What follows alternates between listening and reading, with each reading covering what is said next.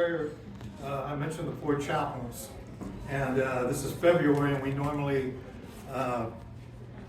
reflect on them. So the U.S. Congress declared February 3rd as Four Chaplains Day in remembrance of their heroism.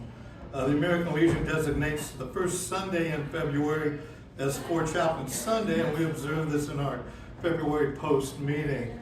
The story of these heroic chaplains is the true story of brotherly love that exemplifies John 15:13. Greater love has no one than this, to lay down one's life for one's friends.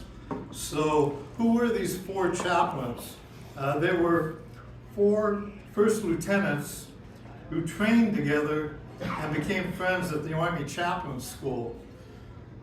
Each represent a different faith and were assigned to serve aboard the Army transport ship Dorchester.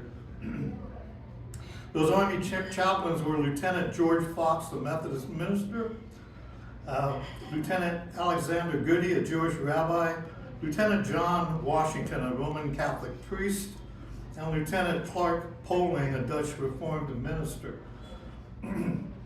So it was the evening of February 2nd, 1943, and the Dorchester was crowded to capacity, carrying 902 servicemen, merchant seamen, and civilian workers.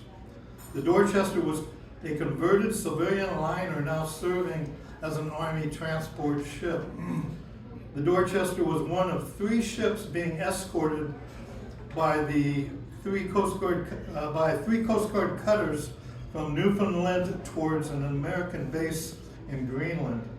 And the water temperature in the North Atlantic right now is 34 degrees.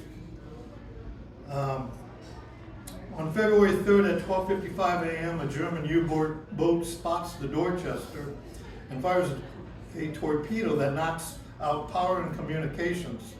Soldiers are trapped below decks and panic sets in. Men scramble to get off the sinking ship. The ship would sink in 27 minutes. The chaplains try to organize an orderly evacuation.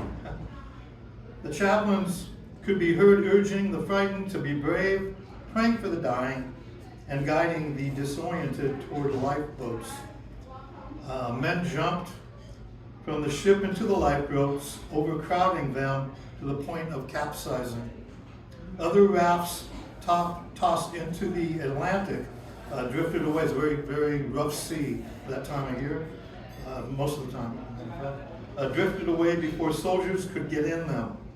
So on board the ship, as most of the men reached topside, chaplains opened up the storage locker and began distributing life jackets. When there were no more life jackets available, the chaplains astonished onlookers, taking off theirs and giving them to four frightened young men. One of the survivors, John Ladd, said that it was the finest thing I've seen or hope to see this side of heaven. Then in the darkness, the four chaplains linked arms, grasped the railing of the ship, and as it began to slip into the ocean, and began singing and shouting biblical encouragement in English, Hebrew, and Latin to the men of the sea. When they could do no more, they bowed their heads in prayer as they sank with the ship to their icy deaths. There was another William Bednar, who, floating among his dead comrades, later said about the chaplains, their voices were the only thing that kept him going. The two escort ships, the Coast Guard cutters Comanche and Escanaba, were able to rescue only 231 survivors. Of the men aboard the Dorchester, 672 died, including the chaplains. Their sacrificial action constitutes one of the purest spiritual and ethical acts a person can make. In their devotion to their troops, these men of God captured the best of what the military chaplain strives to be. Their heroic conduct set a vision of greatness that stunned America, as did the magnitude of the tragedy. Just a couple other notes that when I was looking a few things up here. On July 14th, 1960, an act of Congress approved the Chaplin's Medal of Honor.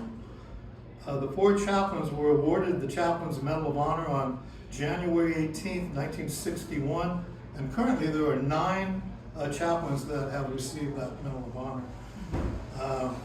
And if you Google National Medal of Honor chaplains, they have a just a wonderful legacy story of Lieutenant Vincent, let's see if we got this right, Lieutenant Vincent Capodanno, and he's also known as the Grunt Padre.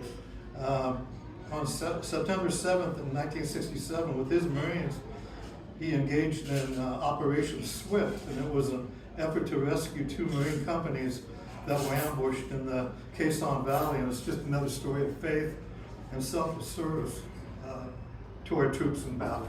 And that's all I have for you.